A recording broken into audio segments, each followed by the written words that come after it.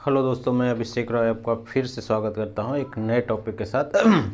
कल हम पूरा तरह से पूर्व वैदिक सभ्यता ख़त्म हो चुका था। आज हम बात करेंगे उत्तर वैदिक सभ्यता का, है ना, या उत्तर वैदिक काल का। तो आज हम बात करेंगे वो है उत्तर वैदिक काल। और इसका जो टाइमिंग है वो है 1000 से 600 BC। हम पूर्व वैदिक काल पढ़ चुके हैं। अब इसमें थोड़ा सा जो उत्तर वैदिक काल का जो जानकारी का जो स्रोत है, इसका जानकारी हमें कहाँ से मिलता है। आपको पता है कि जो पूर्व वैदिक काल की जो जानकारी है वो ऋग्वेद से मिलता है, इसलिए उनका नाम भी है ऋग वैदिक काल। और यहाँ पे जो है कि जो टोटल 4 वेद है, 4 वेद में तो एक वेद तो पूर्व वैदिक काल से ही है और 3 वेद जो है ये उत्तर वैदिक काल में ही लिखा गया है। इसलिए इसका जो नाम है, जैसे सामवेद है ना, यजुर्वेद और एक है अथर्ववेद, ये जानकारी मिलता है ना। सामवेद, यजुर्वेद, अथर्ववेद, और इसके बारे में और जानकारी मिलता है वो है आरण्यक, उपनिषद, है ना। अगर टोटल उपनिषद बोले तो 108 होता है, 108 है। तो इस सामवेद, यजुर्वेद, अथर्ववेद, आरण्यक को होता है जो जंगल में रहकर जो है वेद की रचना करते हैं, उसी को हम आरण्यक बोलते हैं।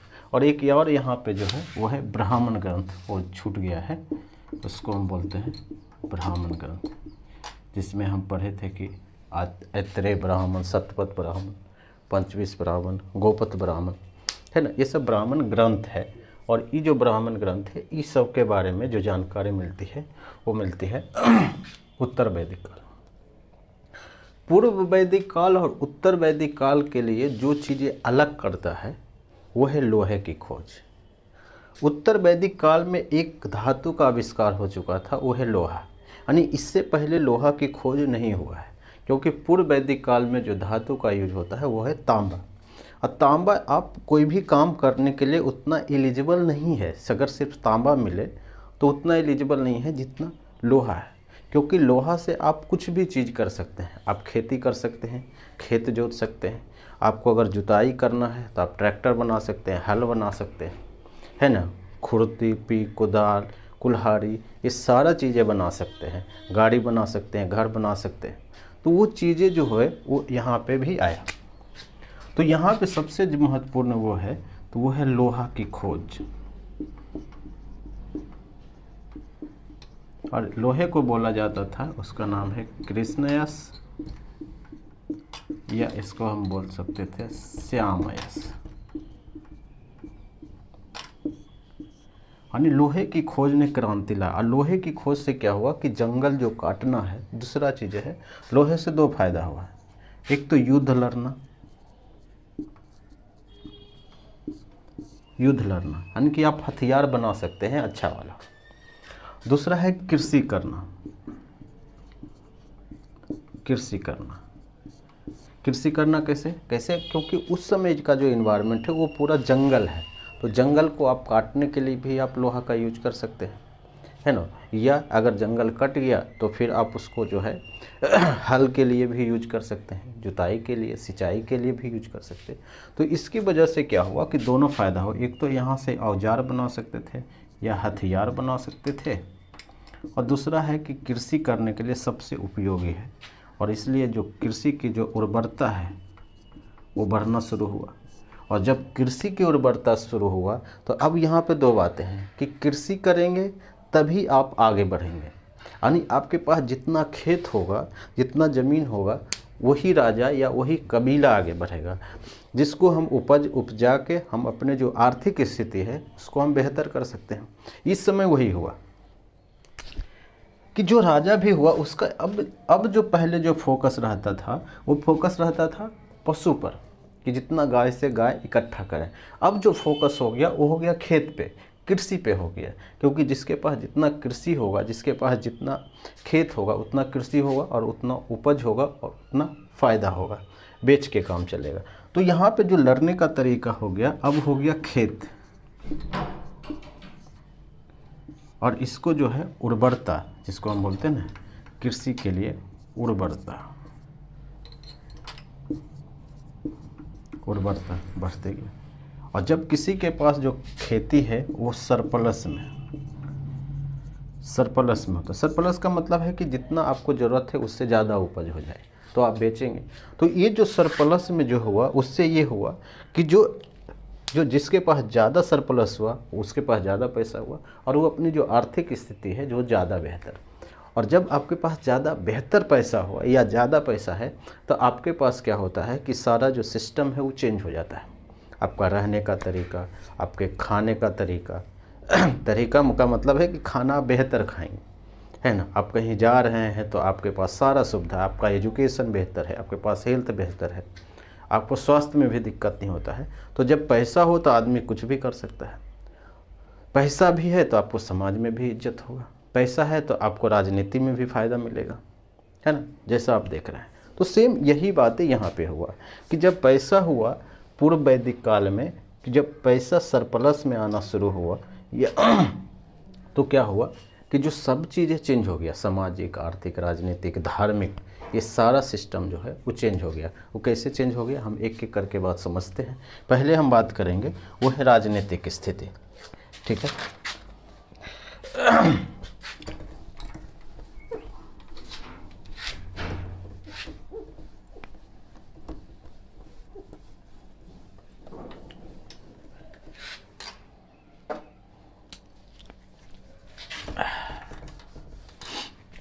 राजनीति में दो चीज़ें था उस समय। जो पूर्व वैदिक काल में जो इंस्टीट्यूशन है जिसका नाम है सभा, समिति, है ना, विदत और गण। और ये जो समिति है ये राजा का चुनाव करते थे। अब राजा बना तो दो फायदा है, एक तो ये ताकतवर है ही इसलिए राजा बना, दूसरा है कि इसके साथ कुछ लोग भी होंगे। फ़ायदा ये हुआ कि जो राजा इतना ताकतवर हो गया, राजा का जो पावर है वो एकाएक बढ़ा है। और जब राजा पावर में होता है तो जो इनकी जो पावर है वो कम होने लगी, इंस्टीट्यूशन का पावर कम हो गया। आप एग्जाम्पल से समझिए कि अभी जो है जो गवर्नमेंट है, प्रेजेंट गवर्नमेंट जो मोदी सरकार है, उनके पास 350 सीट है, बहुत ज़्यादा पावर में। तो अब ऑटोमेटिक ऐसा होता है कि जब सरकार पावर में होती है तो जो इंस्टीट्यूशन का जो पावर है ऑटोमेटिक कम होता है, या इंस्टीट्यूशन जो है उसके कंट्रोल में होता है। इसका रिवर्स सोचिए कि जब सरकार गठबंधन में होती है या कमज़ोर होती है तो क्या होता है कि जो इंस्टीट्यूशन का जो पावर है वो बढ़ता है या बहुत ज़्यादा हो जाता है। तो ऐसा होता है कि वो देखा जाता है कि कब किसका पावर बढ़ रहा है, किसका घटा है, ये ऐसा अक्सर देखा गया। यहाँ भी वही बातें हुआ, क्योंकि जब राजा का पावर बहुत बढ़ा तो जो ये सब जो इंस्टीट्यूशन है उसका पावर जो है वो कम होने लगा। फिर राजा को किसी के पूछने की ज़रूरत नहीं है, अब जो अपना डिसीजन है वो खुद करने लगा, ठीक है। राजा ने बोला कि अगर हम चुनाव, राजा का काम फिर सेम ही है, राजा का काम चेंज नहीं हुआ है। ध्यान रखिएगा कि राजा का काम वही है कि दूसरे को ज़मीन को अब हड़पना है। अगर ये का ज़मीन है, पहले गाय हड़पते थे, अगर ये दो में लड़ाई हुआ तो इसका जो ज़मीन है अगर ये जीतता है तो जो इसका ज़मीन है अब इसका हो जाएगा, फिर ये अपने हिसाब से खेती करेगा, है ना। पहले पशु लेता था, पहले गाय लेता था, अब खेत लेता है, अंतर सेम है। यानी आपको यह समझना है कि जो राजा का जो पावर है वो हो गया वंशानुगत।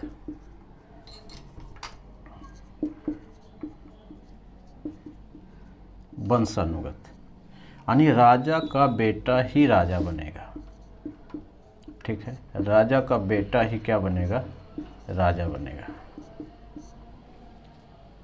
वंशानुगत हो गया। राजा का पद राजा के बड़े बेटे को देने लगा, है ना। ये चीज़ें हैं। तो यहाँ पे यही चीज़ें है। दूसरा चीज़ है कि आपको देखना है कि यहाँ पे राजा एक चीज़ और किया। पहले जो सिस्टम था वो था टैक्स। टैक्स क्या था, कर। कर को बोलते थे बलि, और बलि था वो स्वेच्छा से दिए जाने वाला कर था, स्वेच्छा से। यानी स्वेच्छा का मतलब क्या है कि आपका मन है देने का तो दीजिए, नहीं देने का मन है तो नहीं दीजिए, है ना, कोई दिक्कत नहीं था पूर्व वैदिक काल में। या उत्तर वैदिक काल में इसको कंपलसरी कर दिया कि अब जो टैक्स है वो क्या हो जाएगा, 1/16 कर दिया है। यानी अगर आपको 16 किलो अनाज होता है तो आपको 1 केजी जो है वो राजा को देना होगा, या राजकीय सहायता में, या गवर्नमेंट को देना होगा। अभी के हिसाब से अगर आप सोचें, ये सिस्टम राजा ने कंपलसरी कर दिया। अब हुआ क्या, राजा के पास पैसा भी आने लगा, सभी लोगों के पास पैसा, क्योंकि राजा उसके बदले में क्या प्रोवाइड करता था, सुरक्षा, कि हम आपका ज़मीन जो है वो नहीं देने देंगे। जो जन है, जन का आकार भी बढ़ने लगा, है ना। जैसे हम पढ़े ना, विष था, ग्राम था, है ना, सॉरी, कुल था, ग्राम था, फिर विष था, जन था।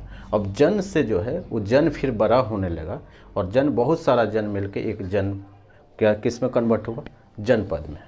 ठीक है, तो ये सब बातें तो हम आगे भी करेंगे। तो ये है। अब युद्ध करने के लिए क्या यहाँ पे अस्थाई सेना रखने लगा, अस्थाई सेना, यानी हमेशा लड़ने के लिए, क्योंकि लड़ाई रेगुलर होता था, क्योंकि आपको ज़मीन ज़्यादा से ज़्यादा लेना है। तो नहीं, अस्थाई सेना अभी भी नहीं है। अभी भी जो यहाँ के जो निवासी हैं, जो लोग हैं, है ना, दिन में झगड़ा किए, रात में कुछ और किए, और जब झगड़ा है तभी इसमें शामिल हुए, नहीं तो फिर अपना अपना काम करते थे। तो अस्थाई सेना का भी कंसेप्ट नहीं था। तीसरा है कि क्या राजा के पास जब इतना चीज़ें हैं, टैक्स को मैनेज करना है, बहुत सारा चीज़ों को जब मैनेज करना है, क्या इसके पास जो अधिकारी थे, जो पूर्व वैदिक काल में हम जिसको रत्निन बोलते थे, क्या वो अधिकारी अभी भी उतना ही है कि बढ़ाया? तो जवाब है कि वो जो राजा है, जो अधिकारी की संख्या है वो बढ़ाया। जो पहले रत्निन की संख्या 7 रहती थी, अब जो राजा है वो 17 कर दिया। क्योंकि अब दूसरी बात है, राजा का जो अधिकारी का क्या काम है, अधिकारी का काम है गवर्नमेंट का जो बात है उसको इम्प्लीमेंट करना, बेसिकली ये मामला है। तो सेम वही बात है, इसलिए है कि जो रत्निन की भी संख्या है वो बढ़ाई, या हो सकता है कि रत्निन को सैलरी भी देना शुरू किया। तो ये है पूरा राजनीतिक स्थिति। बहुत आसान है, आपको इतना ही ध्यान रखना, सिर्फ आपको अगर मोटे मोटे ध्यान इसमें ये रखना है, वो ये है कि टैक्स जो है वो कंपलसरी कर दिया, और दूसरा है कि जो राजा का पावर है वो बढ़ा, रत्निन की संख्या बढ़ा। तो ये चीज़ें हैं, आपको मोटा मोटी यही चीज़ें याद रखना है। अब हम पढ़ेंगे आर्थिक जीवन।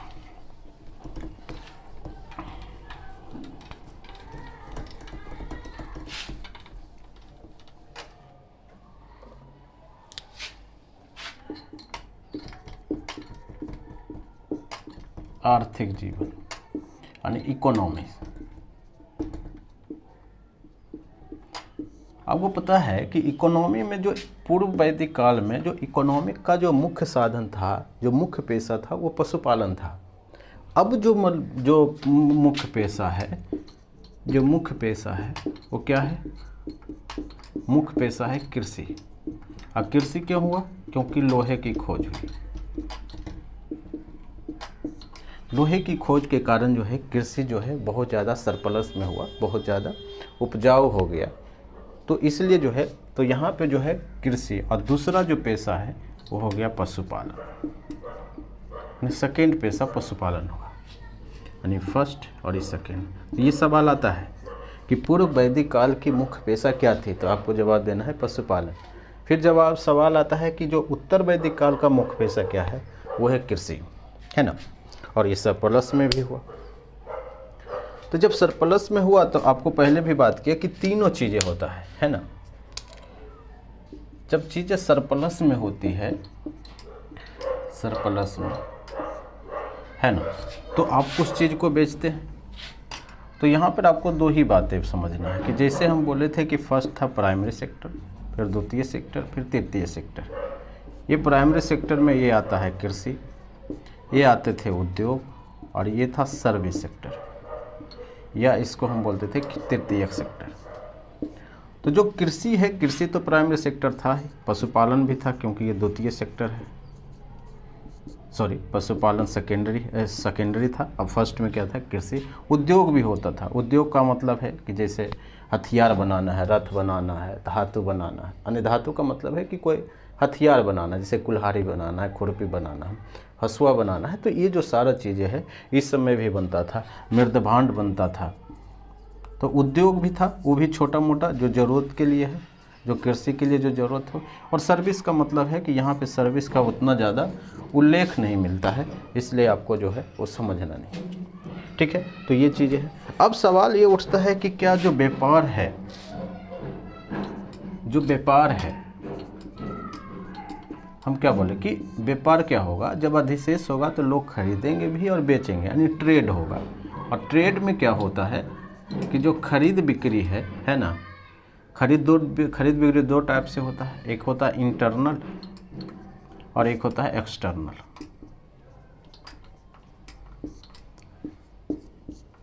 हम पूर्व वैदिक काल में पढ़े कि सिर्फ एक्सटर्नल नहीं था, सिर्फ जो उस समय जो था वो इंटरनल था। लेकिन यहाँ पे इंटरनल तो था ही, लेकिन एक्सटर्नल का भी कुछ मात्रा में होता है, यानी सीमित मात्रा में, यानी कि दूसरे जो सभ्यता है, दूसरे भी जो सभ्यता है उसके साथ जो है इनका व्यापार जो है वो होना शुरू होगा। अभी शुरुआत ही हो रहा है, अभी सीमित मात्रा में हुआ है। तो ये चीज़ें हैं। तो क्या इस यहाँ पे सिक्के का प्रचलन था कि वस्तु विनिमय ही था, जो हम पीछे भी बात किए हैं? तो नहीं, यहाँ पर भी वस्तु विनिमय ही है, वस्तु विनिमय प्रणाली, ठीक है, वस्तु विनिमय प्रणाली है। और इस समय जो है वो डेवलपमेंट होता गया। पहले जो हम बात कर रहे थे कि गांव था, ग्रामीण सभ्यता था, है ना। वैदिक सभ्यता हम ऐसे भी मानते हैं कि ग्रामीण सभ्यता है।